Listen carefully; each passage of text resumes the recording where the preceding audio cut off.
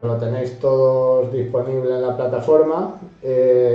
Vuelvo a hablar de la placa SP32, que todos tenéis que tener. Se repartieron igual que 15 kits de la casita con sensores y demás, luego se dieron más, tenéis que tener pues 15 o las que queden por ahí vivas de SP32, ¿vale? Sí que necesitaremos cuando empecemos a trabajar con LoRa por lo menos dos placas para poder comunicar una con otra. Con LoRaWAN realmente podríamos con una, porque si estamos dentro de la cobertura de la red de Alcoy, se va a conectar a un gateway, a un punto de acceso, por decirlo así, de la red LoRa, y con una nos sirve. Pero para las primeras prácticas de ver cómo se puede comunicar fácilmente un dispositivo con otro con dos antenas, pues necesitaremos dos placas. Ahí teníais toda la información, vídeos, todo lo que vimos la otra vez. ¿Vale? La plataforma Arduino Blocks, porque sigue creciendo y seguimos añadiendo funcionalidades. Una de las novedades es el conector. Aquí tengo yo el conector 5.2, ¿vale? La última versión de las librerías que debería estar actualizado sea la versión 5, 5.1, 5.2, cualquiera funcionaría.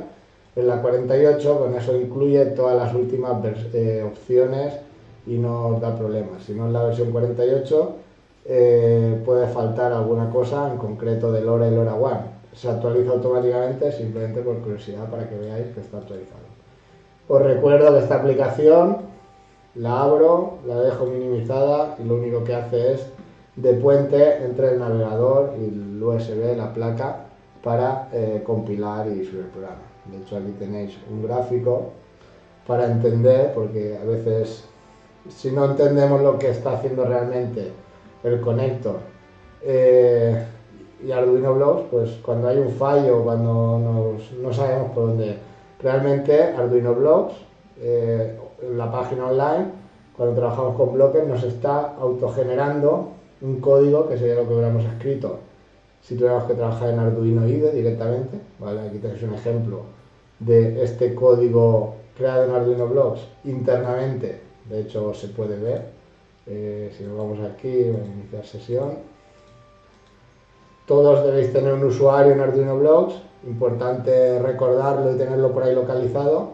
Si no, mientras hablo, podéis ir probando a entrar con vuestro usuario. Si entro en algún proyecto que de momento pruebo, siempre tenéis aquí la opción, dentro tenemos bloques, información, donde puedo completar, poner un proyecto como público, añadir una descripción, qué componentes he utilizado, un poco una documentación del proyecto para tenerla yo internamente, o si lo comparto con otro, pues lo que he utilizado, enlaces, a dónde lo he comprado. Todo esto no lo solemos cumplimentar todo lo que deberíamos, pero es interesante y sirve como documentación directamente. Incluso en archivos no nos deja subir una gran cantidad, algo pequeño, pero para subir una imagen, por ejemplo, de un esquema de lo que es el montaje o una foto final del proyecto, también se puede adjuntar un archivo como foto, esquema o documentación. Y si lo compartes o para ti mismo, siempre lo tienes aquí asociado dentro del proyecto. Normalmente estamos siempre en el apartado bloques y nos pensamos que solo es esto, ¿vale? Pero tenemos tres apartados: información del proyecto y archivos adjuntos. En bloques, si le damos aquí al desplegable, tenemos tres opciones: ver código, si quisiéramos ver qué código está generando bloques, si lo tuviéramos que programar nosotros en Arduino IDE, pues también es una herramienta que en bachillerato o en universidad se usa como puente. Pues empiezo a trabajar con bloques, veo cada bloque lo que hace y estoy aprendiendo y voy ayudándome, ¿no? Es un siguiente paso al que quiere trabajar con código. Pero si no, simplemente como curiosidad, se puede ver lo que genera cada bloque, ¿vale? Si quito los bloques, se va quitando código y cada vez pues aparecen menos cosas y ahí veríamos el bloque. Ese, ese código tiene que compilarse de ese lenguaje a un archivo binario ya en código que entienda el microcontrolador, en este caso el SP32. Si fuera un proyecto Arduino 1, tiene que ser un binario del microcontrolador que lleva Arduino 1. En nuestro caso vamos a generar código para SP32, pero en archivo binario totalmente de unos y ceros que se van a ejecutar directamente dentro del microcontrolador. Eso es lo que hace el Arduino IDE a través de una serie de herramientas, y el conector lo hace igual. Hay una serie de herramientas que se llaman compiladores, que lo que hacen es interpretar ese código e ir generando el archivo binario. Ese compilador hace varios pasos previos, entre ellos pues localizar otras librerías. Pues si estamos usando la pantalla, si estamos usando un sensor, se utiliza código de otra gente que lo ha dejado preparado. Pues todo ese trabajo de coger el código, más sumarle el código de otros y hacer que todo se compile, lo hace el conector. Es una parte fundamental, lo hace aquí dentro. Aquí nos dice de qué es capaz de generar código, de todos los Arduinos, de SP32 y de otra placa anterior a SP32, que era el 8266. Y una vez generado el compilado, linkado y subido compilado y linkado, que es creo el binario, uno todos los paquetes binarios de todas las librerías y todo lo necesario para que ese programa esté completo, y el bootloader. El bootloader lo que hace es abrir una conexión a través del USB y ese archivo hexadecimal, que en realidad es un archivo binario, lo que pasa es que si lo viéramos en ordenador hay una codificación estándar hexadecimal que el bootloader la sabe enviar, y el USB, el micro ya tiene su bootloader, que es un mini programa que recibe esos datos y se autoprograma, es decir, él se programa con los datos que le enviamos ya listos para compilar. Entonces, este es lo que se llama un toolchain, la cadena de herramientas que automáticamente generan todo el proceso muy complejo. Un entorno como Arduino IDE lo hace desde el código. Aquí tenemos un paso más, que es esto: generar el código se compila y se linka y lo sube todo nuevo, ¿vale? Para que entendáis un poco. Entonces, esta herramienta, que es el conector, que aunque no le prestamos atención porque lo hace automático, es el que está haciendo todo el trabajo intenso, ¿vale? La versión 5.2, como digo, está optimizada para SP32, solo está en 64 bits, porque todas las herramientas que utiliza internamente son de 64 bits, y hace que vaya más rápido todo ese proceso de generar el binario y subirlo y demás. Que la versión 32 era más compatible, pero hoy en día todos los ordenadores pues deben ser ya 64 bits, y si no, pues hay que ir actualizando. Aquí tenéis recursos connector, tenéis la 5.2, tanto en versión instalable para Windows como una versión portable que se descarga y se puede ejecutar directamente descomprimiendo el zip, porque hay equipos de administraciones, de consellería, de universidades, de sitios donde no tenemos permisos para instalar. Entonces, bueno, una opción es descargo el zip, o lo llevo incluso en un USB, lo ejecuto desde ahí, y si no tengo ninguna limitación respecto a, por ejemplo, la conexión USB, que no esté el sistema operativo bloqueado para que el usuario no tenga acceso a los USBs y demás, pues en principio con el zip, con la versión portable, no debería tener problemas. Para Ubuntu, que es la mayoría que tenemos Ubuntu instalados en los centros, o Librex o cualquier sucedáneo de Debian, que son todos los que utilizamos en los colegios, institutos y universidades, este debe funcionar. Y también tenemos la versión 5.2. Y luego ya la 32, la última versión, se quedó en la versión 5. Y para Mac, que es donde más problemas por la variedad de versiones del sistema operativo, la portable funcionaba a todo el mundo, y si no pasa nada, pues quizás antes de que acabe el curso pueda estar preparada la versión para Mac del 5.2 con las mejoras y demás, ya os avisaré, ¿vale? En Chromebook y en Raspberry, Chromebook se utiliza la de Ubuntu también, ¿vale? Entonces, en Chromebook se activa el modo Linux y es porque Chromebook, como no deja instalar aplicaciones y todas son aplicaciones web, no podemos tener todas estas herramientas. De hecho, Arduino IDE no funciona en Chromebook. La única opción es buscar compiladores online que nos devuelvan. Es un poco de historia. Entonces, la opción que hicieron los de Chromebook es activar el modo Linux. Al final está basado en Linux y permite instalar aplicaciones Debian y convertimos el Chromebook casi en un Ubuntu cuando activamos eso. Entonces, muchos centros del Chromebook lo acaban activando en modo Linux y acaban instalando aplicaciones de Linux para tener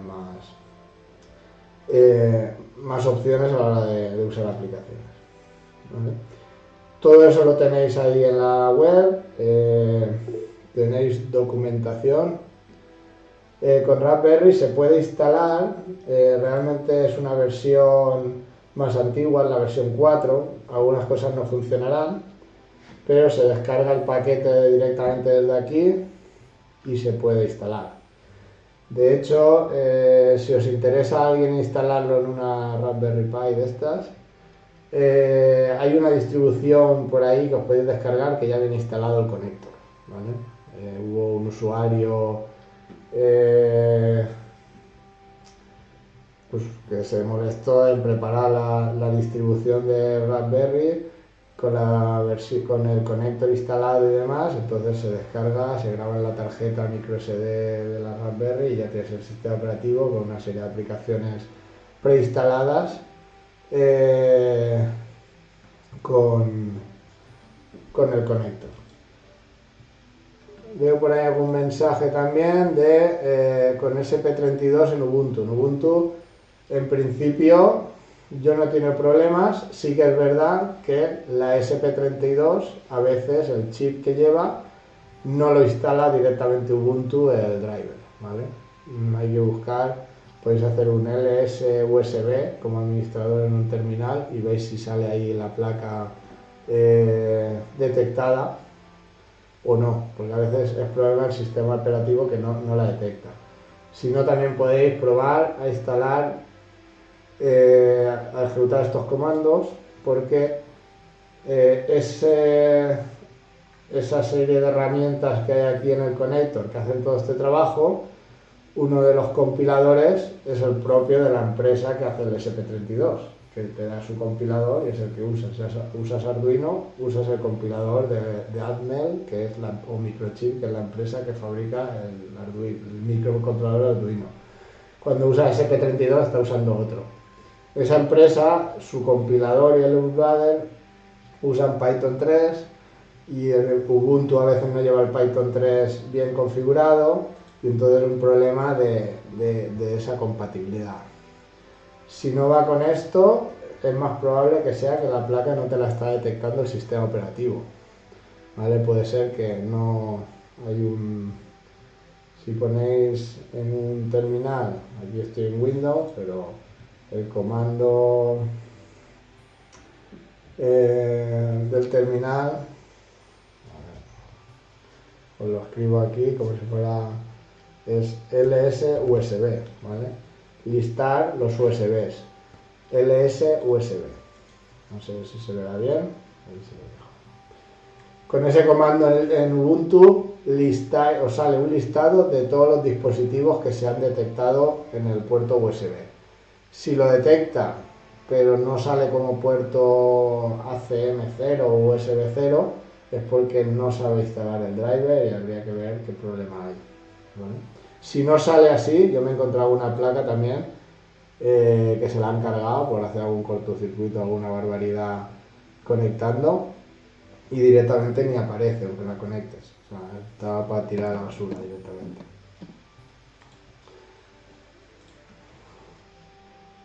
Esta es la placa SP32, ¿vale? Formato Arduino. Recordando el Arduino, pues teníamos pines en los laterales. El Arduino de Key Studio, o en este caso la SP32, lo complementamos con estos pines que se corresponden a los pines estándar de conexión de entrada y salida, es decir, este pin, si tengo aquí el IO26 o el D3, D2, perdón, en Arduino, D0, D1, D2, D3, D4, este con este aquí se corresponde, ¿vale? Este pin y este pin es exactamente lo mismo y van a un pin del microcontrolador, en este caso del SP. Ese pin lo vamos a poder usar para mandar señales o para recibir señales, ¿vale? Va a poder ser entrada o salida según la utilidad. En Arduino teníamos pines que solo podían ser digitales y pines que solo podían ser analógicos. Aquí nos marca analógicos, todos estos nos marcan como digitales, pero si luego vamos a Arduino Blocks e intentamos usar como analógico alguno de estos, nos van a salir muchos, porque en la SP32 casi todos los pines los puedo usar de las dos formas, ¿vale? Hay muy pocas restricciones. Aquí se ha mantenido un poco la filosofía de Arduino, pero realmente esa limitación de todos estos solo digitales y estos analógicos o digitales no la tengo, ¿vale? Se han puesto casi por mantener una compatibilidad con los proyectos que puedan ser de Arduino, que se conecte igual. Entonces, todos estos pines son analógicos, se les ha hecho una numeración doble, la numeración de Arduino y la numeración de SP32, pero a la hora de lo práctico casi todos los pines los puedo usar como digitales analógicos o PWM, que eran salidas pseudoanalógicas para ajustar la intensidad de un LED, para ajustar un servomotor, para ajustar la velocidad de un motor, todo eso que ya vimos en los cursos anteriores. Y quizás lo más útil, que cada vez se utiliza más, es el bus I2C. Bus I2C, si miramos cualquier placa que encontremos por ahí de Arduino o de SP32, como mucho tiene estos 4 pines y solo te deja conectar uno. Cada vez hay más dispositivos I2C. Aquí he enseñado la pantalla que va con conexión I2C, pero teníamos el sensor de CO2, tenemos sensores de acelerómetros, tenemos sensores de presión atmosférica, tenemos sensores de color, tenemos sensores de casi todo en I2C. Y la ventaja del I2C es que es un bus. Podemos ir encadenando una cosa con otra y aunque tengamos solo estos 4, podemos ir ramificando y conectar en muchos dispositivos en el mismo bus. Para no tener que poner una placa aparte de una placa esta de prototipos y demás, aquí lleva un hub, lo que se llama un hub I2C, que en muchos casos, tengo aquí abierto por aquí la página de pues si buscamos hub I2C, si no tuviera esa placa esto y quiero conectar varias cosas, o busco una placa de prototipos o necesito esto, que no deja de ser, aquí no hay electrónica, aquí es puramente, yo conecto en cualquier las 4 señales, negativo y positivo en las 2 señales del bus, y me llega a todos, y puedo ramificar. Entonces de un I2C puedo conectar una pantalla LCD, una pantalla OLED, un sensor de temperatura I2C, un sensor de acelerómetro, un sensor de CO2. Lo puedo conectar todo aquí, y aquí lo que se ha hecho o lo que se hizo es tenerlo todo esto aquí integrado. Entonces, sin necesidad de nada extra, tengo 1, 2, 3, 4, más uno hembra, que viene muy bien, como he enseñado ya, para conectar, por ejemplo, una pantalla o incluso un sensor directamente así, pinchándolo ahí, ¿vale? Lo mismo para los pines digitales o analógicos. En el caso de los digitales tenemos cada pin acompañado de su positivo y negativo. De esta forma no tenemos que coger, como en un Arduino normal, el positivo de aquí, llevarnos a una placa de prototipos e ir ramificando. Que necesitamos 5 LED, tienes que sacar el positivo de los 5. Que necesitamos 5 sensores, su positivo, de aquí lo tienes que ramificar. Realmente todos los rojos están conectados con este. O con este, según pongamos un interruptor que tiene ahí de 3,3 o 5. Recomiendo trabajar con 3,3 voltios en la SP32, ¿vale? Esto ya lo comenté. En principio este selector debe estar en 3,3, así abajo, que es el voltaje original del SP32, del microcontrolador. ¿Puede funcionar en 5 voltios? Sí, solo lo recomiendo o solo es necesario en realidad si usamos una pantalla LCD que necesita 5 voltios por la iluminación. Otro de los motivos por los de que usar siempre una pantalla OLED que funciona con 3,3, consume menos energía y no necesito activar los 5 voltios. Si activo los 5 voltios, realmente estoy forzando las entradas. Si pongo un sensor y estoy trabajando un poco desacorde al microcontrolador. Se puede, pero recomendable siempre estar todo a 3,3. Todos los sensores y todo lo que tenemos funciona a 3,3 perfectamente. El único dispositivo es la pantalla LCD, porque es un dispositivo también un poco más antiguo. ¿Vale? Todo el conexionado lo tenéis etiquetado ahí en la serigrafía, en nomenclatura. El azul es nomenclatura Arduino, es decir, la nomenclatura que usamos de cualquier programa de Arduino, y está el equivalente en el SP32 que numera los pines internamente. Es decir, si miráramos el SP32, los pines pues no se llaman 0, 1, 2, 3, tienen otros números y son los que coinciden. Vamos a poder trabajar de las dos formas porque además en Arduino Blocks se ha hecho para que podamos, cuando creamos un SP32 y ponemos cualquier sensor, nos sale la doble numeración, 26 que es de 2, 25 de 3, que es la numeración Arduino entre paréntesis, y el pin conforme se llama en SP32. Si programáramos en texto deberíamos poner el número de adelante, pero este número viene muy bien porque a veces el orden lo vemos fácilmente en la placa por el orden que estamos acostumbrados si hemos trabajado con Arduino, o el formato Arduino que pues casi te lo sabes de memoria, del D0 al D13 y el A0 al A6. Amarillo la señal, sea entrada o salida, el rojo 3,3 o 5, que debería ser siempre 3,3 para trabajar sin hacer cosas raras al microcontrolador, y el GND que es el negro siempre, 0 voltios GND. En analógico es igual. De hecho, si lo pusiéramos a 5 voltios y trabajáramos con las entradas analógicas, todo lo que pase de 3,3 voltios no nos lo va a detectar. El micro detecta entre 0 y 3,3. Si le meto 3,4 o 3,5 va a llegar al 100% de la lectura analógica, y todo lo que pasemos de ahí nunca sabríamos. Si pusiéramos un potenciómetro llegaríamos a 3/4 más o menos, y de ahí para arriba no variaría, no sabe medir la diferencia. Entonces yo de los 5 voltios me olvidaría. El bus I2C para conectar principalmente pues, pantallas y algún tipo de sensores, como usamos en el curso anterior, el de CO2 y alguno más. Esta es la pantalla LCD, que es la que nos condiciona, que se podría trabajar todo a 5 voltios y alimentarla aparte, ¿vale? Pero ya no merece la pena. Directamente me iría siempre a conectar la pantalla OLED. Yo no marearía, y menos con el tipo de proyectos que podemos hacer con esta placa. La conexión modular, siempre 3 cables, en principio. Si no es un sensor que necesite alguna señal más, siempre va a tener señal o de entrada o de salida, según sea un sensor actuador, positivo y negativo. Podríamos conectar a cualquier positivo, podríamos conectar a cualquier negativo, incluidos estos.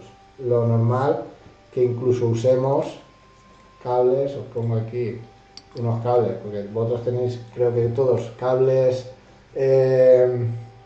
sueltos, pero venden este tipo de conector que los lleva juntos y los lleva ya en el orden correcto para ponerlo aquí, para que no te equivoques, de forma que pinchas y ya va el amarillo, el rojo y el negro, y en el otro lado el sensor en el mismo orden. ¿vale? Esto ya, pues, porque vienen así los cables, pero si lo hacemos nosotros con cables de 3, pues los ponemos en el orden y siempre es un orden estándar, ¿vale? Para poner cualquier sensor actuador en este tipo de placas, ¿vale? Se mantiene. Si conectamos un servomotor, igual, el servo lleva la señal, que es el naranja, el marrón y el negativo, no, el rojo y el marrón, perdón. Coincide y lo podemos conectar directamente así. Entonces, lo lógico es siempre conectar usando los 3 de lo que sería la columna del conector. Vale, aquí se ha conectado un LED y estaría en el pin 25. Incluso tenemos la opción de un conector hembra que está pensado para si solo quiero hacer una prueba de ver un LED, de ver si la placa funciona, o quiero poner un sensor como tengo yo aquí de temperatura y humedad, que ya usamos, pues directamente mantiene el orden, lo puedo pinchar así, ¿vale? Sin usar ni siquiera cables, podemos conectar la pantalla OLED y un sensor y ya podríamos mostrar ahí temperatura y humedad sin necesidad de usar ningún cable, ¿vale? De forma así compacta. Está pensado para eso. Si ya necesito más cosas, pues utilizo cualquiera de los conectores hembra, que es lo habitual, ¿vale? El Arduino Uno lleva un LED incorporado para hacer la primera prueba, que hacemos siempre un blink de parpadear un LED para ver que la placa la detecta bien, que podemos programarla bien, que sube bien, que funciona todo bien. Aquí no, entonces lo más fácil es, quiero hacer la primera prueba, pincho el LED directamente en la placa y hago un programa que lo haga parpadear, o pongo la pantalla y muestro un mensaje en la pantalla diciendo hola, ¿vale?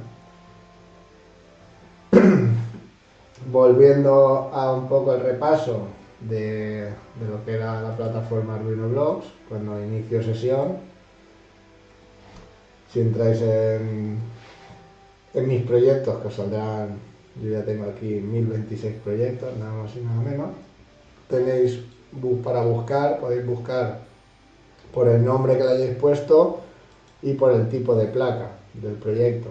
Si es importante, cuando se crea un proyecto nuevo, saber qué placa se va a usar. En algún caso se puede pasar de un tipo de proyecto a otro, pero por ejemplo de Arduino a SP32 o de SP32 a Arduino no podemos cambiar porque son placas que, aunque aquí lo veamos todo muy parecido a nivel de bloques y programación, internamente es todo diferente. Entonces,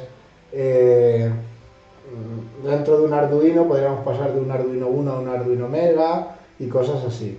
Pero si trabajamos con SP32 no podemos empezar con un proyecto Arduino 1 y pasarlo al SP32. Tenemos que empezar creando un proyecto.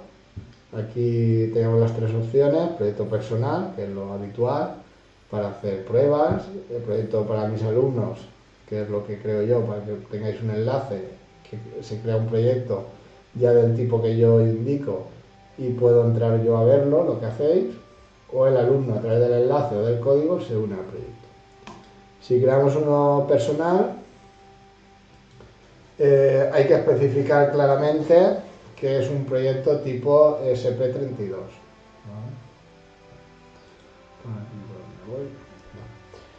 Nos sale aquí tipo de proyecto.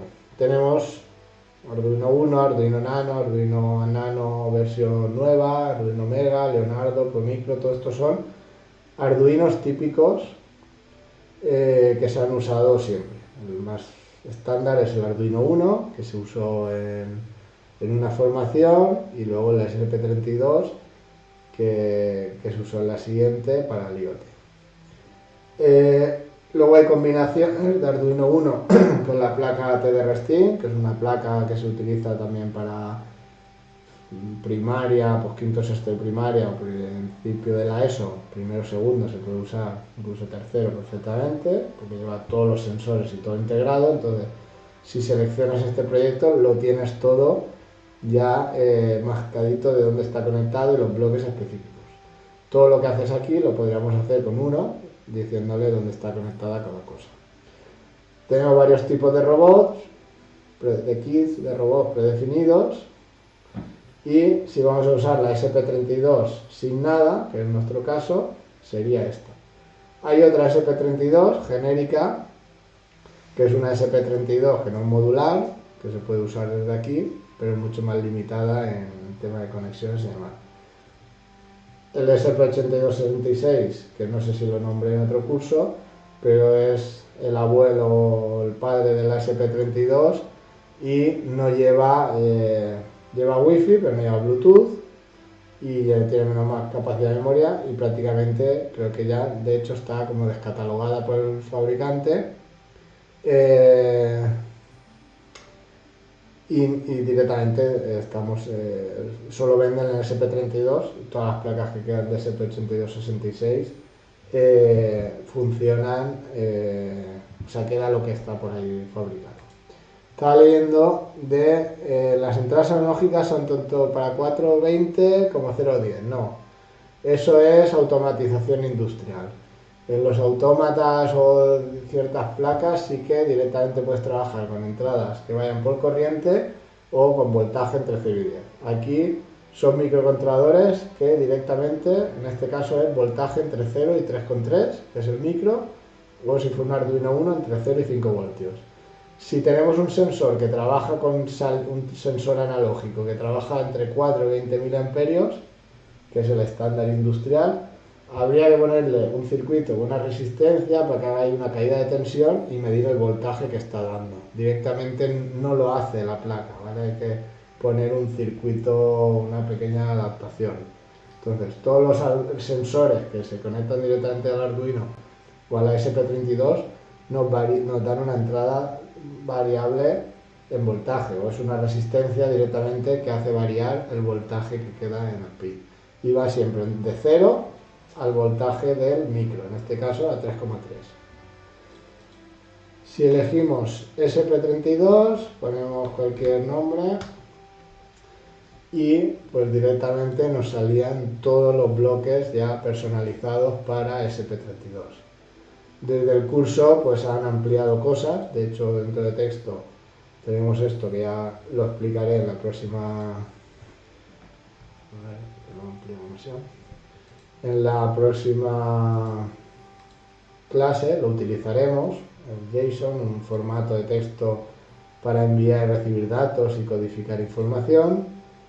Tenemos bloques específicos de la SP32 que son para reiniciarla o darle tiempo muerto, ¿vale? Es una manera de decirle haz otras cosas porque es multitarea.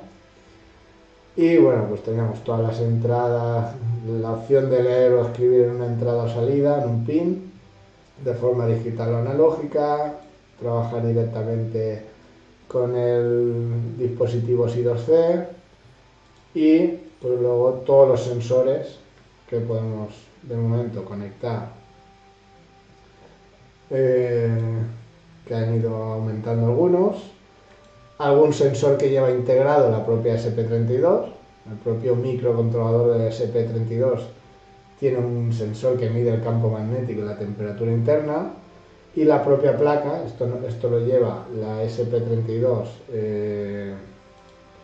como un extra que solo lo tiene la SteamMaker, no lo lleva el propio controlador, sino que por aquí tiene unos chips, ¿vale? Todo esto de aquí que te pone ahí que miden el consumo que está teniendo la placa, ¿vale? Nos permite medir el voltaje, la corriente y calcula los vatios que está consumiendo. Esto, por ejemplo, cuando conectamos motores y le conectamos una fuente de alimentación externa para mover los motores, podemos medir el consumo que está en cada momento, o si le ponemos LEDs, conforme vamos aumentando el número de LEDs encendidos, podemos medir los miliamperios o vatios o milivatios que está proporcionando la placa a través de ese medidor de corriente continua.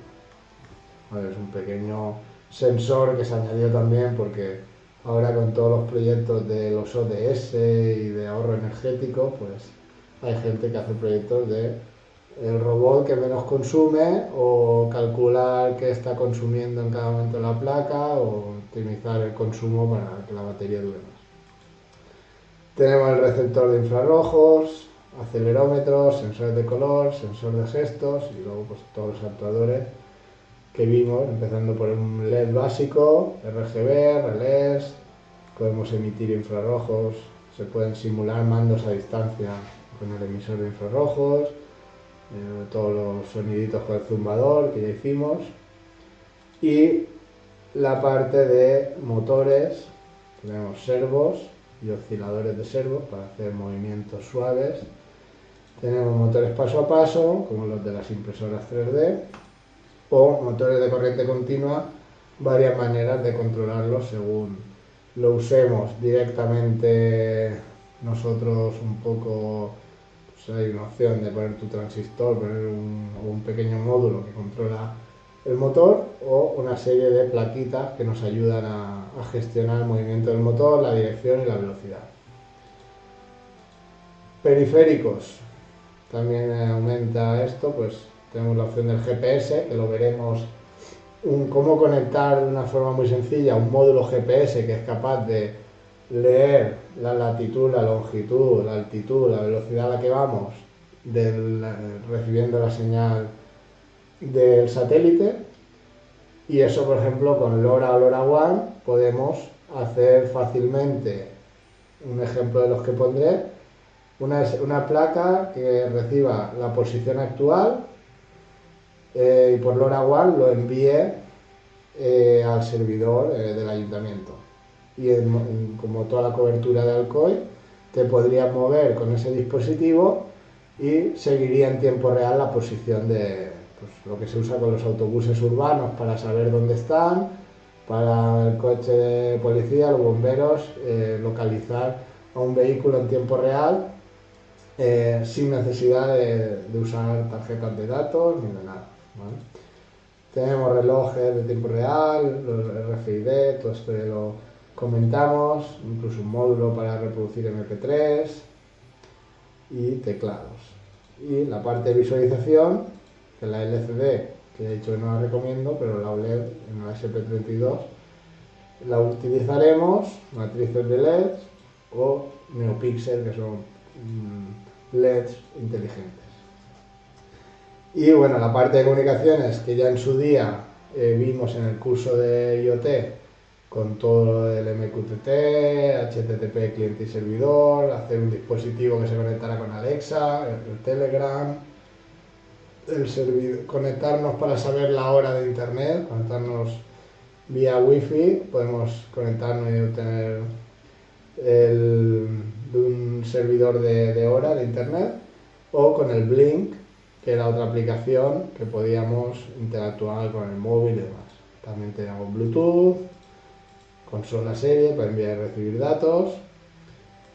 Hay un protocolo de iluminación que también se implementó, DMX, se puede pinchar una placa y es los dispositivos que están pensados para teatro, espectáculos y demás, y también se comunica.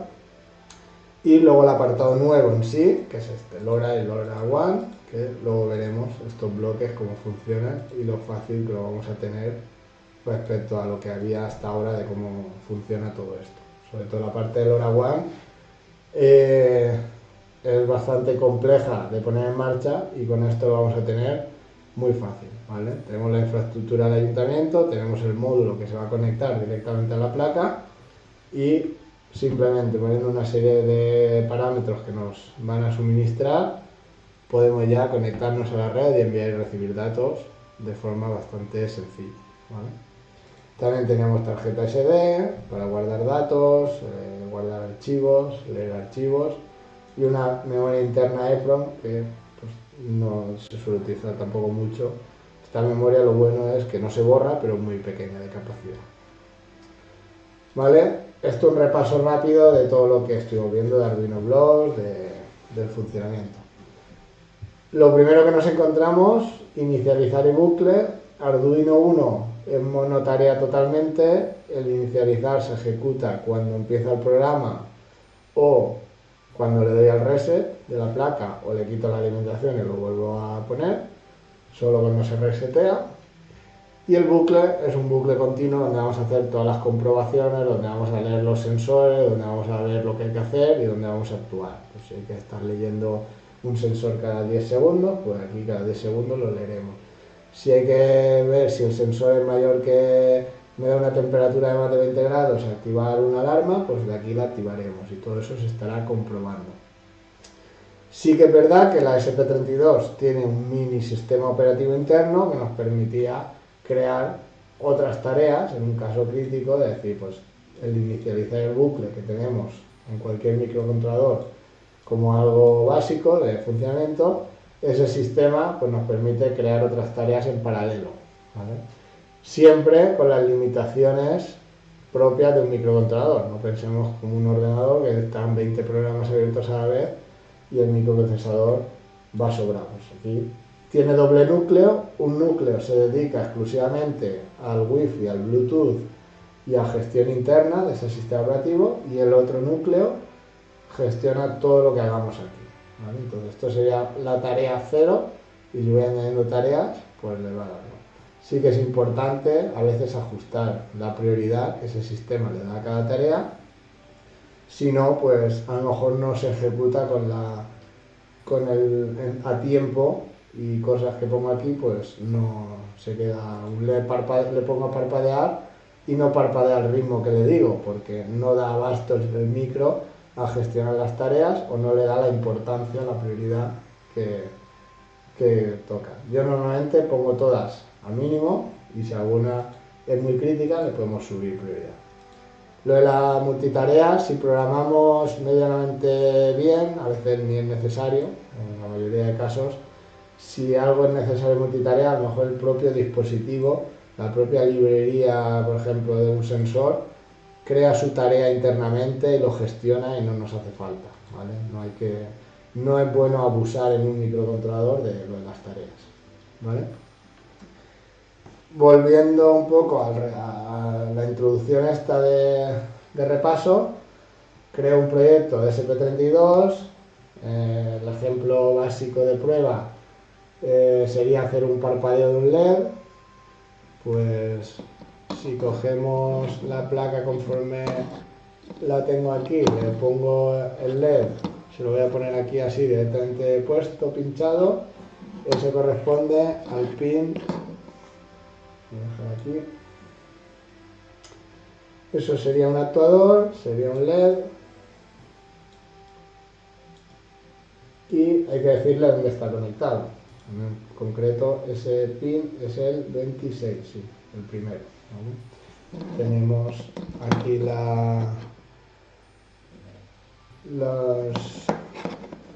lo que sería el número de los pines y vamos siguiendo el orden y aquí lo vemos que es el 26, el que corresponde a los conectores hembra.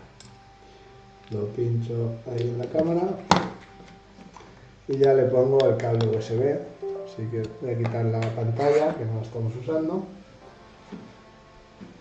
y directamente, si tengo el conector abierto que lo tenía de antes, ya la web, el conector entre otras cosas, aparte de todo el trabajo que hace, que he dicho antes, de coger el código, compilarlo, empaquetarlo en binario y subirlo, también hace algunos de intermediario con el USB para detectar aquí los puertos. Entonces a veces tarda un poco si lo tenía abierto hasta que la web le dice dime el listado de puertos y el conector le acaba de decir hay algo conectado en el COM3. Si hubiera varias cosas te puede dar varios, que eso ya nos pasó. Si conecto ahora, no sé, a lo mejor un autómata me sale el COM5. Evidentemente hay que identificar qué dispositivo es si hay varios. Lo más fácil es desconectar todo y buscar.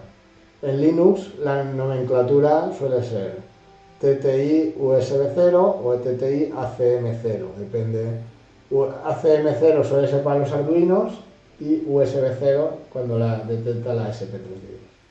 Y si salen muchos, pues hay que buscar el que es. También el conector hace la comunicación vía USB. A ver si volvemos para atrás a este esquema para entenderlo. entre lo que es la web y lo que es el USB está el conector, ¿vale? Entonces, cuando usamos la consola serie, decimos enviar, y tenemos aquí la consola en forma de web, lo que envío se lo envío al conector, el conector lo envía por USB y lo que recibe de la placa me lo envía aquí y se visualiza. Lo que usábamos como consola, que íbamos aquí visualizando y pudiendo enviar cosas desde aquí muy cómodamente al Arduino o a la SP32, o que la SP32 nos envíe cosas y se visualice. Eso también, el conector es el intermediario. Volviendo al ejemplo básico, parpadear un LED, pues era encenderlo, esperar, apagarlo y esperar, ¿vale? Si pongo 500 milisegundos, pues lo enchufas, espera, lo apagas y espera. Nos sale aquí el subir. Si miramos el conector, ya ha recibido compiling and unloading en COM3, ¿vale? Esto es de antes de cuando he abierto la consola. Y aquí está él haciendo el trabajo. Ha recibido todo esto y lo está preparando para enviar, ¿vale? Ahí pues está trabajando ocultamente y lo sube y funciona. Ya lo ha grabado dentro y como sabemos ya de los anteriores cursos, la placa, ya sea Arduino, sea SP32 o cualquier tipo de microcontrolador de este tipo, o placa de, no sé, hay otras placas, son autónomas. Realmente ahora al mantener el USB solo es por tema de alimentación eléctrica para no tener que ponerle una fuente de alimentación. De hecho, si cojo y desconecto el USB y lo pongo a un power bank, no sé si estará, pues, es algo autónomo totalmente, ¿vale? Que es la idea, crear dispositivos autónomos. Yo puedo utilizar el USB como alimentación o el conector este de alimentación propiamente que lleva, que lo único que le tengo que dar más de unos 7 voltios, ¿vale? Porque tiene un regulador, todo el power bank son 5 voltios por el USB, lo puedo conectar directo. Si conecto por aquí, las fuentes de alimentación de este tipo son de 7 voltios hasta 20 puedo darle, hasta 21 creo que recomiendan. Todo lo que le dé de más se puede calentar aquí un regulador de tensión que tiene, pero en principio no pasa nada.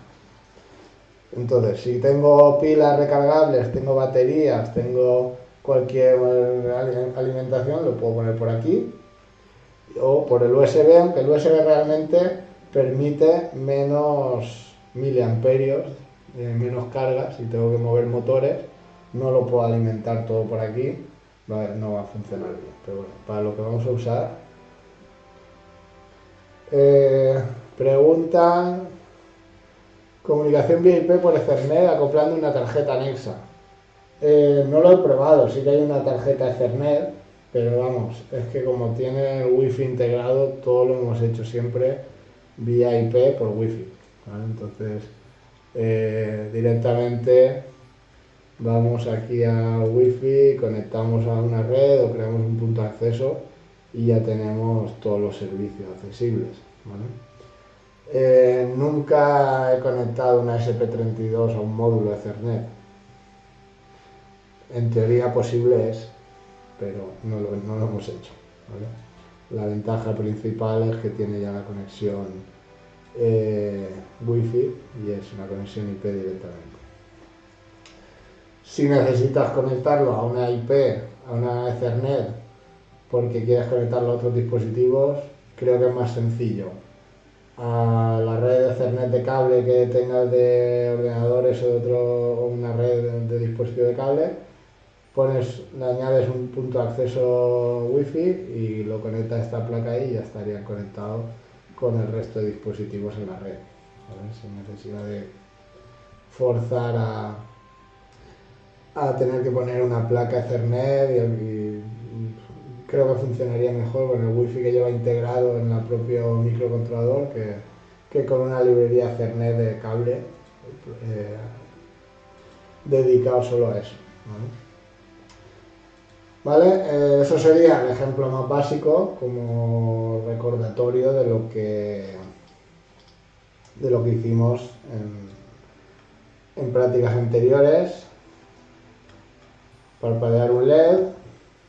Y bueno, si queréis también hago de lo de la consola, que aunque aquí tenemos otros métodos de comunicación, a la hora de hacer programas se inicia la comunicación y podríamos desde la placa enviar cosas. Voy a volver a conectarla por USB al ordenador. Y con esto lo que nos envía es, cuando inicia la placa, un hola, y aquí pues cada que parpadeo me envía un mensaje y volverá a hacer el parpadeo, y al segundo, que tardará de estas dos esperas, me va enviando un mensaje. Si actualizo el programa en la placa, de esta forma podemos saber lo que está pasando. Lo de la consola muchas veces sirve como información para depurar fallos o para saber que todo lo que, si está entrando en una condición, si está pasando algo, si está leyendo bien un sensor, si está haciendo todo bien. Entonces, ahora aquí la consola, la pongo como la he puesto a 115.200 y me sale ahí el hola, y cada segundo pues el parpadeo coincidiendo con el parpadeo. La única forma de que me vuelva a salir el hola es darle al reset, vuelve a salir. La SP32 siempre saca una información del sistema que lleva integrado, una BIOS, te saca ahí una información que no nos interesa para nada, y ese sería el punto donde empieza nuestro programa. Y el parpadeo, si le doy al reset, pues volvemos al hola y el parpadeo todo el rato. Vale, eso, la consola en dispositivos IoT y más usando LoRaWAN, yo la veo como una herramienta de depuración, puramente de estoy haciendo el dispositivo, quiero ver que los sensores funcionan bien, que todo lo está leyendo bien, lo envío por la consola y todo funciona y está bien conectado. Cuando ya todo está correcto, puedo incluso quitar o deshabilitar los bloques. Si desactivo el código se oculta como si no estuviera, no, si no quiero borrar, y trabajo ya, por ejemplo, para enviar los datos a un servidor o enviarlos vía LoRa o mostrarlos en la pantalla, como queramos, ¿vale? Yo lo voy a quitar.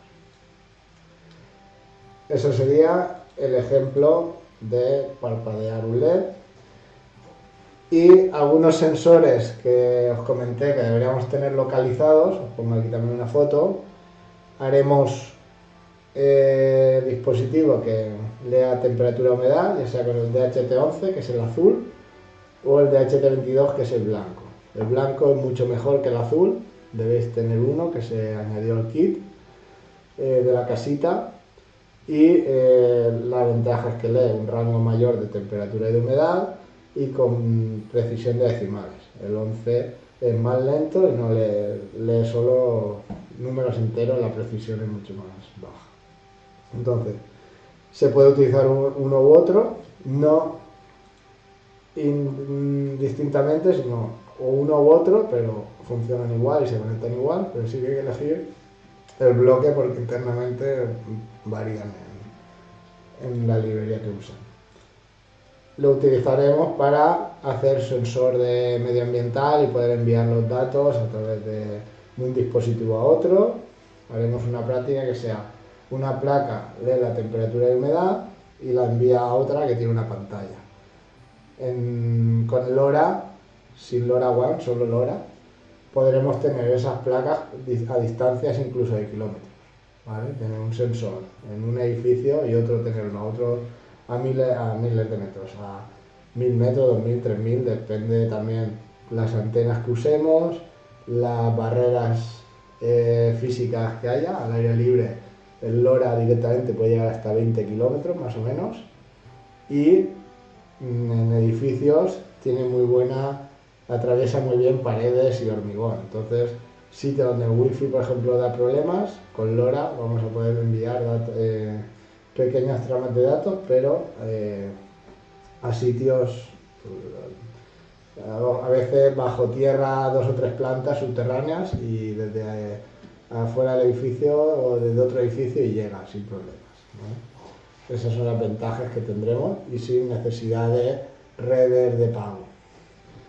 Usaremos sensores básicos como puede ser un botón, un pulsador, el sensor de luz, ¿vale? Medir el nivel de luz, saber si hay luz o no, para un sensor de movimiento, que se enchufe la luz cuando es de noche, que se apague cuando es de día, una farola o una iluminación automática. Sensor de CO2, si lo tenéis por ahí localizado, un sensor que ahora vale su peso en oro porque están todos agotados y los que tengáis por ahí son difíciles de conseguir ahora mismo este tipo de sensores de CO2. Los chinos están sin stock de este sensor desde hace un tiempo, no sé si habrá ya. ¿Vale? Este sensor se conectaba por I2C, se usan 4 pines más uno que hay que conectar al GND, si no recuerdo mal por ahí estaba, y se puede quedar alguno libre. Y podemos hacer un sensor de CO2 y por LoRa también poder monitorizar a largas distancias o por LoRaWAN, como veremos ya a nivel de toda la ciudad. Actuadores, pues el LED básico que acabo de utilizar. Hay distintos colores, yo el que he puesto era amarillo, podéis tener de distintos colores o uno blanco directamente. El LED RGB, que tenemos el RGB y en este caso los 3,3 voltios porque es ánodo común, no es cátodo común, es ánodo común, entonces funcionamos al revés. Y lo podemos ajustar al color que queramos, dándole el tono de verde, de azul y de rojo para ajustar la intensidad de cada color. Zumbador, pues si tenemos que hacer algún alerta de sonido, algún pitidito. Y servo, si queremos probar, por ejemplo, podemos hacer un pulsador en una placa SP32 y otra placa SP32 remota con un servo. Y que una tenga un pulsador que cuando le des, pues te simule la apertura de la cochera remotamente. Podríamos hacer un control de apertura de una cochera que llegue a muchísima distancia. La pantalla OLED, yo la que os he enseñado aquí quizá es más grande que la vuestra porque es un modelo que salió después y aquí viene bien para que se vea mejor, ¿vale? La otra es un poco más pequeña pero funciona exactamente igual y coincide en el orden para pincharla directamente aquí, ¿vale? Que es lo que es más práctico. Esta cubre más, la que tendréis seguramente es más pequeña, pero funciona exactamente igual.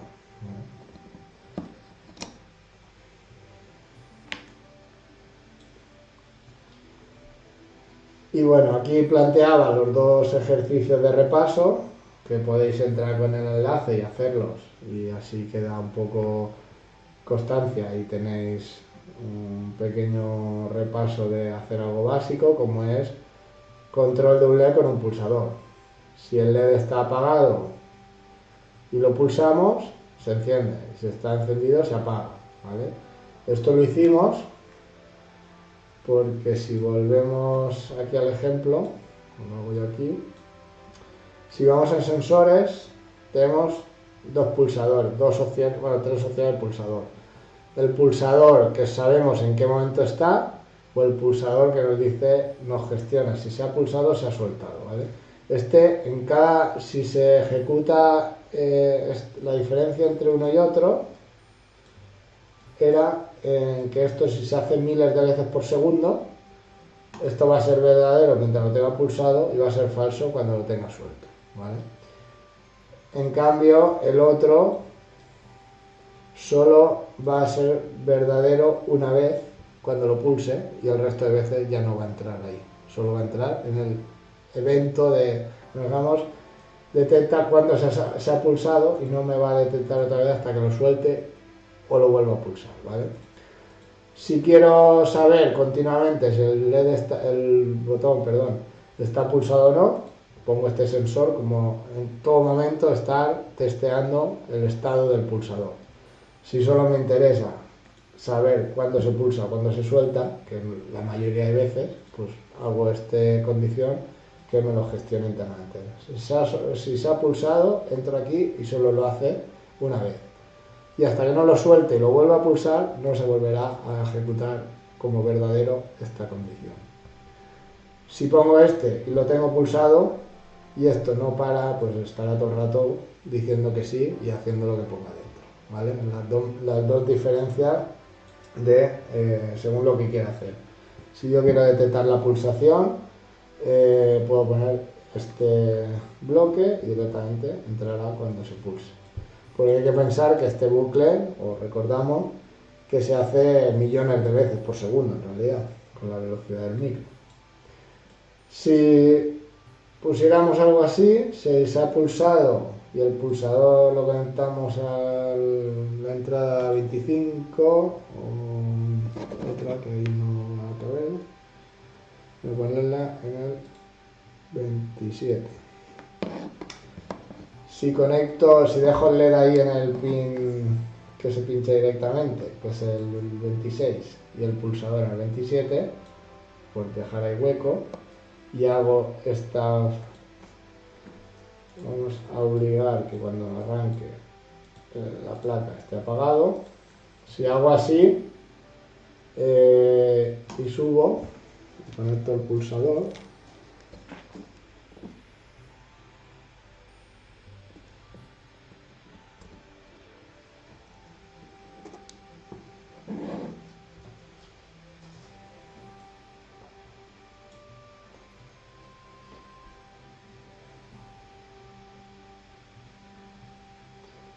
pues va a estar ahí hasta que lo pulse. A ver si lo he conectado todo bien. 26.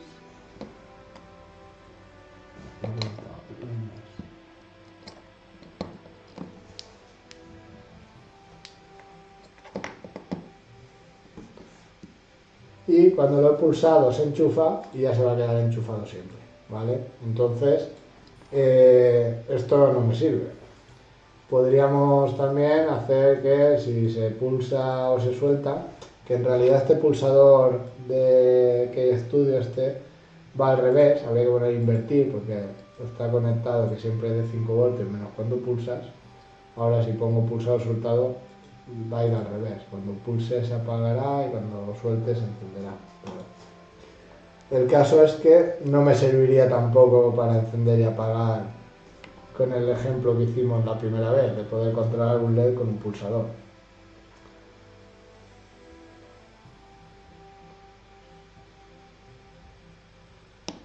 Aquí lo que haremos, no se programa, es pulso y se apaga, suelto y se enciende. Pulso y se apaga, va al revés, porque el pulsador va al revés, lo podría invertir o invertir aquí, pero bueno, solo funciona cuando hago una cosa o hago otra.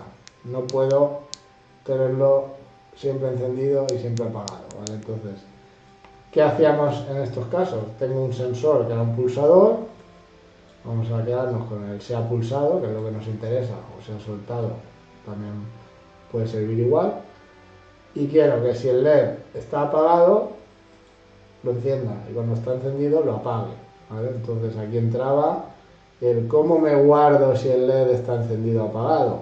Pues normalmente usamos las variables, teníamos 3 tipos de variables. Booleanas, que en este caso vendría bien porque solo me deja guardar sí o no.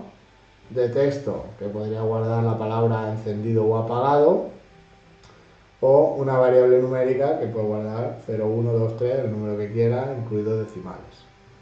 Se puede hacer realmente de las 3 formas, porque al final lo que quiero es guardar un estado y cuando pulso comprobar esa variable, es decir, si está apagado me he guardado este valor y si está encendido me he guardado este valor, y con eso me acuerdo de en qué o la placa sabe en qué estado está. Creo una variable, pues le voy a poner una numérica, estado del LED, y como está apagado, es decir, cuando está apagado guardo un 0, mi variable estado del LED 0 es que está apagado. Cuando detecto la pulsación, pues podemos decir, si la variable estaba en LED, y aquí tenemos las comparaciones numéricas, es igual a 0, las matemáticas, es decir, si detecto que he pulsado y mi variable me dice estado en LED igual a 0, pues sé que el LED está apagado, lo que haré es enchufarlo, porque está apagado y he pulsado. Y para la próxima vez me guardo que esté a 1, porque me guardo el nuevo valor. Y si no, pues es que estaba encendido y lo que debo hacer es apagarlo, si no vale 0. Si pudiera tener más valores que 0 y 1, pues tendría que hacer sí, si no, sí, sí. Es decir, si tuviera algo que pueda estar en más de 2 estados, 3 estados, 4 estados, pues aquí habría más combinaciones. Aquí solo tengo el 0 y el 1, lo hago así fácil. Si vale 0 es que estaba apagada, lo enchufo y me guardo 1, y si no es que estaría a 1, lo apago y lo vuelvo a poner a 0. Si voy a darle aquí para que funcione el pulsador.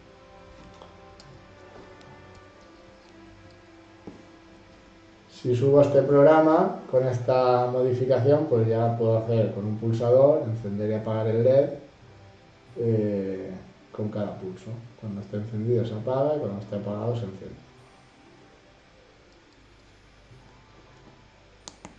¿Vale? Le doy y se enciende, le doy otra vez y se apaga. Le doy y se enciende, le doy y se apaga. Esto sería detectar el pulsador y cambiar el estado del LED sabiendo y guardándolo en la variable para la próxima vez. ¿Vale? Variable numérica, lo podría haber hecho todo con una variable de texto, es decir, estado LED, no voy a dejar el mismo nombre, estado, y podría hacer lo mismo. Voy a quitar esto para que veáis que al final es una manera de guardarme esa información. Voy a decir estado, aquí es un texto, pues voy a poner apagado con todas las letras. Si el estado, los textos hay que compararlos con el comparador de texto. Si texto de la variable texto, si el estado es igual a, con mayúsculas y minúsculas todo igual, ni espacios en blanco, porque todo cuenta como texto. Si coincide que la variable estado tiene ese texto justamente guardado, apagado, es que estaba apagado, y lo enciendo y voy a poner encendido. Y si no, pues es que estaba encendido, lo apago y vuelvo a poner apagado. ¿Vale? Para que se vea claro, podría usar on y off o lo que me dé la gana. Al final es guardar en algún sitio en qué estado está, pero el resultado al final es el mismo. Detectar el sensor y actuar según esté la variable un valor a otro. Estas variables, cuando se reinicia el Arduino, se borran en memoria volátil, en memoria RAM, por eso hay que inicializarla siempre al valor inicial que queramos que tengan. ¿Vale? Si yo pongo a off, guardo el valor apagado y con cada pulsación internamente guardo cambio el estado del LED sabiendo que la variable va cambiando de valor. Y ya para rematar, pues digo, pongo la consola serie y cada vez que pulsa el pulsador también envío el valor de esta variable estado por la consola. Bueno, enviar, sí, en el momento que pulso lo pongo aquí y ya estará en el nuevo valor. Voy a ponerlo y nos llegará la palabra encendido o apagado por la consola. Según le doy la pulsación, enviará en qué nuevo estado se queda. Si enciende, encendido, lo enviará. Y si apago, lo enviará apagado.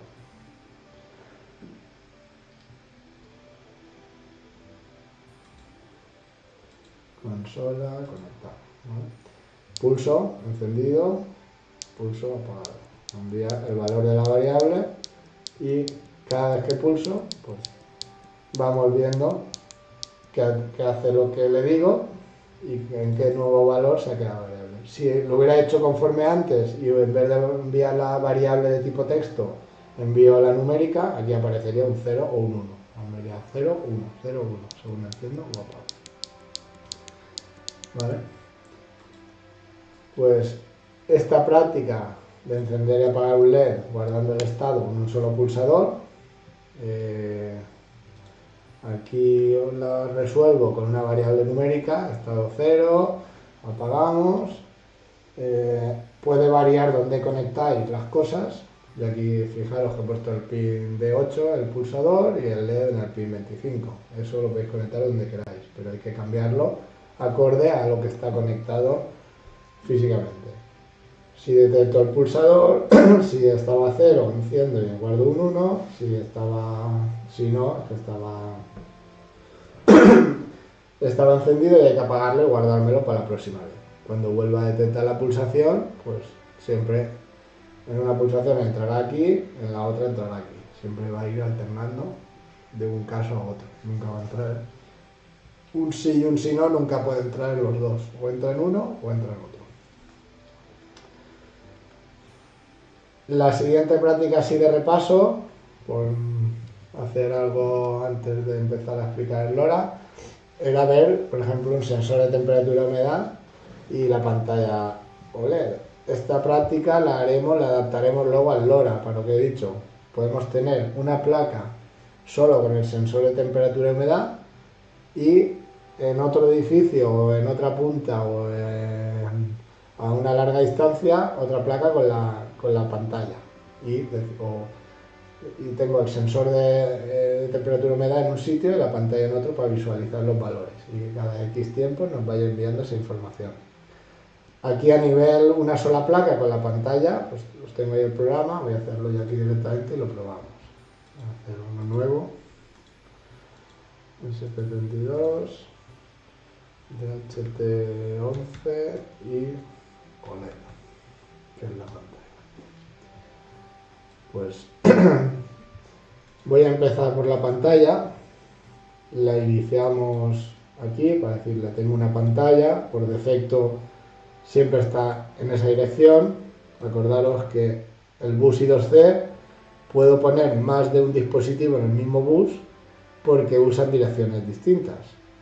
Si pongo dos pantallas, como las pantallas OLED son dos pantallas iguales y vienen por defecto en la misma dirección, tendría que cambiar aquí detrás unas soldaduras para variar en qué dirección está y poder tener dos independientes, ¿vale? De forma que si quisiera usar dos pantallas, tendría que poner aquí la pantalla 1, es decir, poner esta la pantalla 2 y asignarle otra dirección.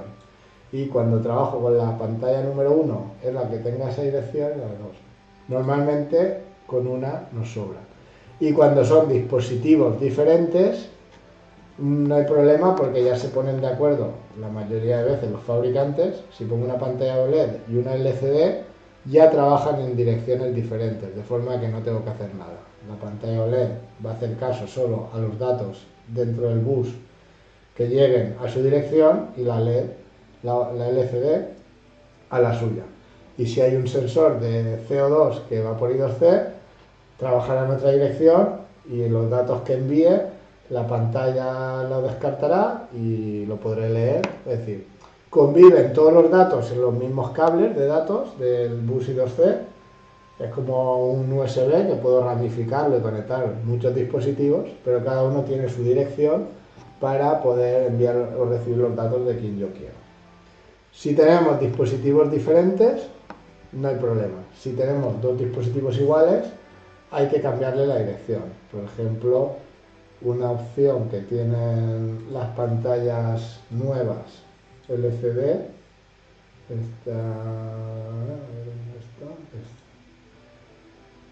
es que antiguamente había que cambiar la dirección. En estas tenemos directamente microinterruptores que podemos hacer hasta 8 combinaciones, de forma que podría poner hasta 8 pantallas conectadas al mismo Arduino o a la misma placa SP32 mostrando información diferente.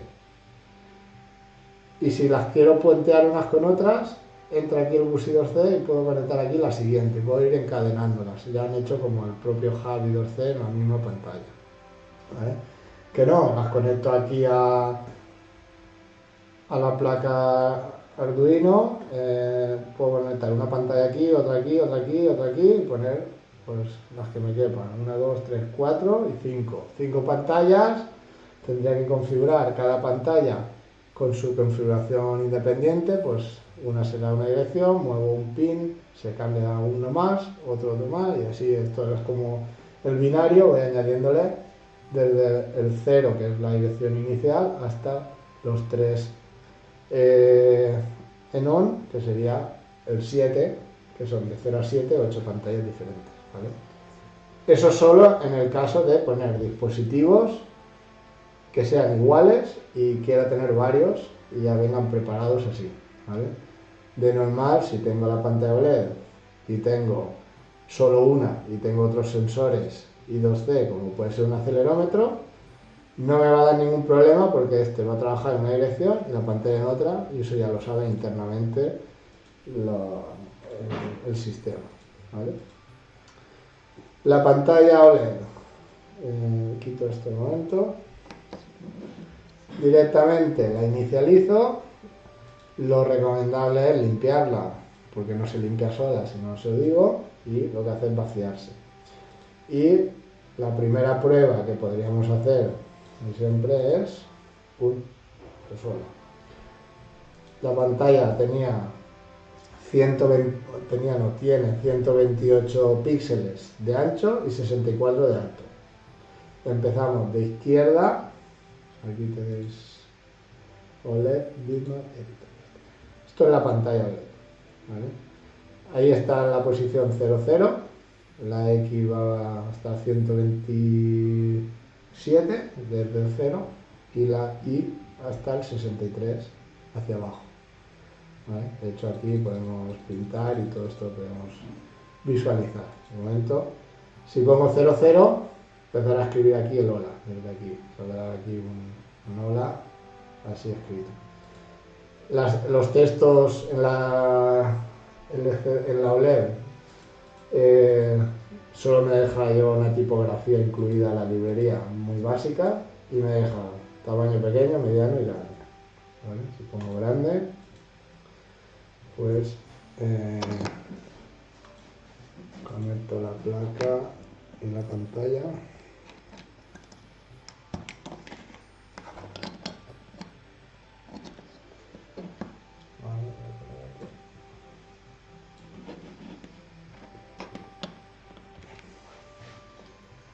Y esto sería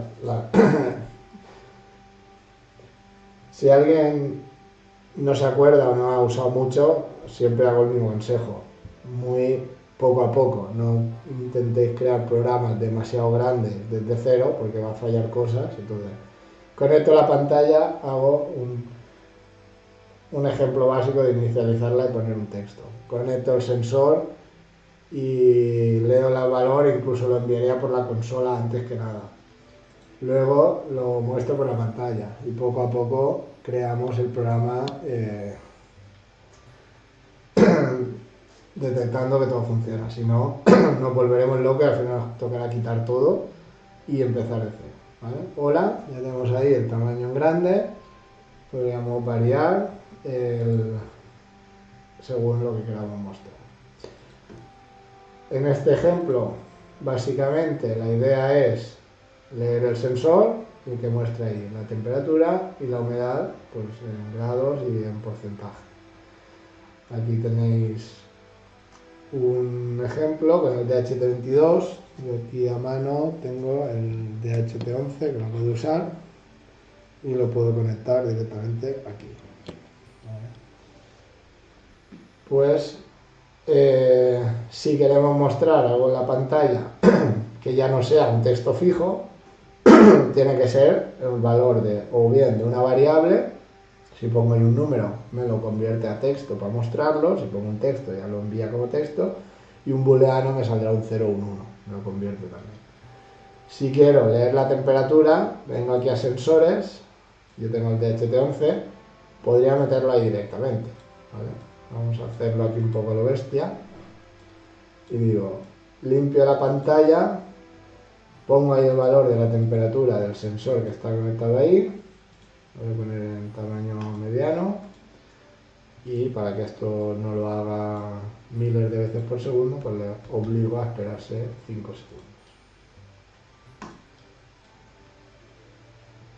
Vale, de esta forma ya me muestra ahí el valor que esté leyendo.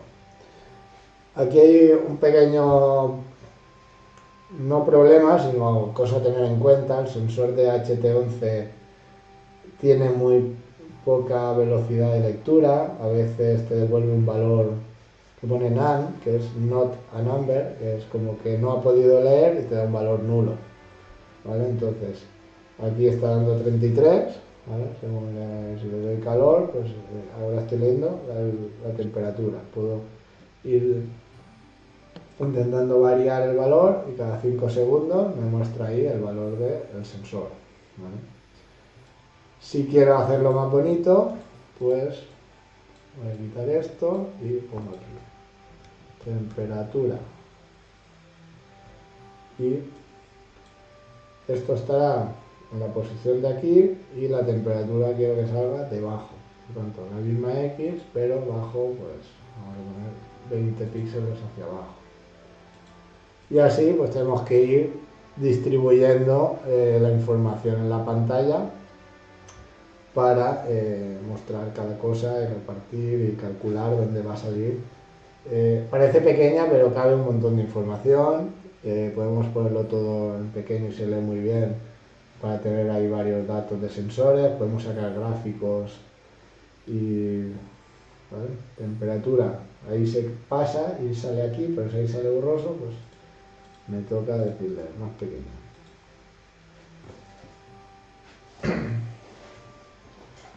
Y con este ejemplo súper sencillo ya tendríamos una posibilidad de leer la temperatura, la humedad o las dos e ir mostrándolo en la pantalla cada X segundos. ¿Vale? Esto lo hicimos y era un pequeño recordatorio. A ver si lo sube. Vale, ahora ya sale temperatura mucho más pequeño y 28 grados. Esto es cuestión de jugar hasta que se tiene un diseño, una distribución, ¿no?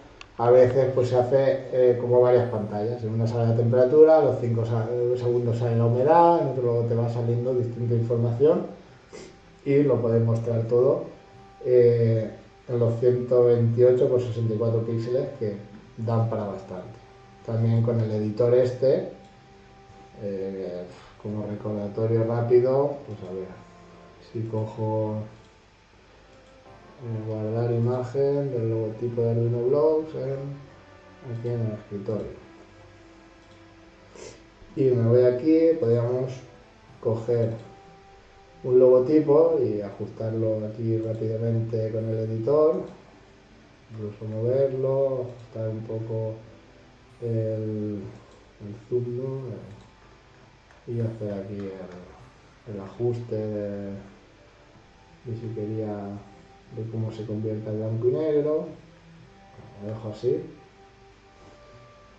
Podemos retocarlo incluso, si activar o desactivar.